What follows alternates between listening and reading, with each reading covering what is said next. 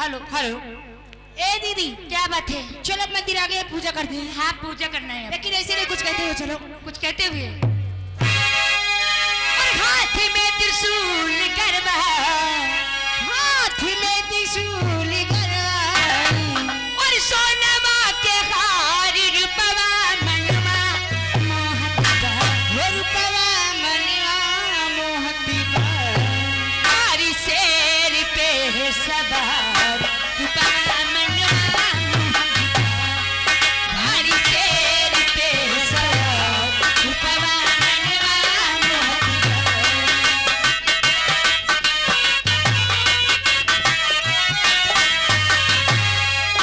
ओ हाथ में त्रिशूल गरबा, हाथ में त्रिशूल गरबा, सोनवा के हार रूपवा मनवा मोहतबा, रूपवा मनवा मोहतबा, हारी शेर पे सवार रूपवा मनवा मोहतबा, हारी शेर पे सवार रूपवा मनवा मोहतबा।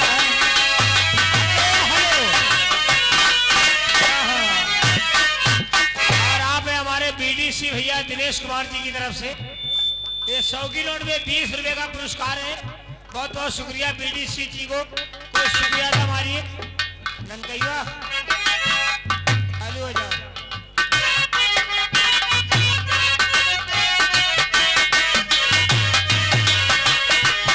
नहीं चढ़ते मैया नारियल के नारिया, नहीं चढ़ते मैया नारियल के नारिया, पानी फूल ढेर लागल माटी के करिया, ओ पानी फूल ढेर लागल माई के दुआरिया, नहीं चढ़ते मैया, ओ नारियल चुनरिया, पान फूल ढेर लागल माई के दुआरिया, पान फूल ढेर लागल माई के दुआरिया, चम चम बिजुलिया चमके, चम चम बिजुलिया चमके, माई के दरबार रूपवा मनवा मोहतबा, रूपवा मनवा मोहतबा,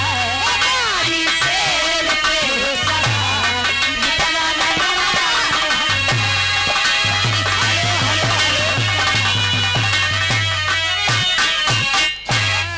मिर्चा झुरा गया लेकिन तिताई वही है।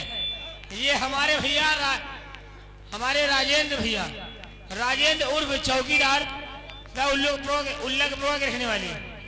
ये देखो 10 रुपया इनाम दे रहे तुम लोगों के गीत और डांस में खुश होकर। बहुत बहुत शुक्रिया हमारे चौकीदार भैया के लिए, कोई शुक्रिया अदा मारिए, धन्यवाद।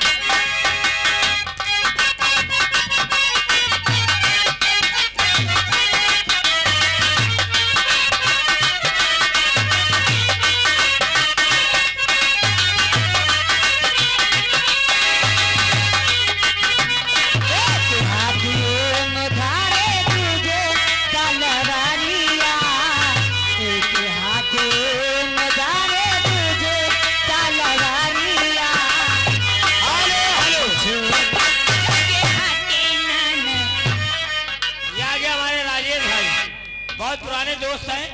ये 10 रुपए का इनाम दे रहे हैं मैडम। इसी तरह के गीत सुनाती रहो राजेश भाई से संपर्क करो, धन्यवाद। देखो आवाज आ गया।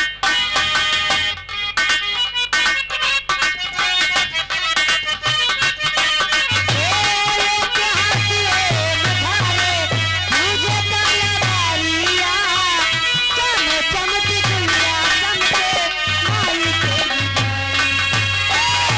हेलो हेलो, ओए चम चम बिजुलिया चमके, माई चम बिजुलिया चमके, माई के दुआर रूपवा मनवा मोहतबा, रूपवा मनवा मोहतबा, हारी शेर पे सवार रूपवा मनवा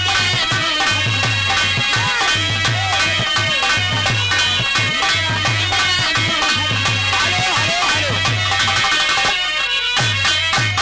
ये हमारे आगे भाई धीरज कुमार लखनऊआ की तरफ से ये लखनऊ का रुपया रहा, 100 की नोट में 10 रुपया इनाम। लखनऊ से आए हैं ना, इसीलिए तो वही 10 रुपया दिए थे। चिंता न करो, पूरी 100 के नोट तो हमारे लगे रहे, काहे परेशान हो। गाना सुनावत रहो, पैसा लेत रहो। और बारी से रुपए सवारी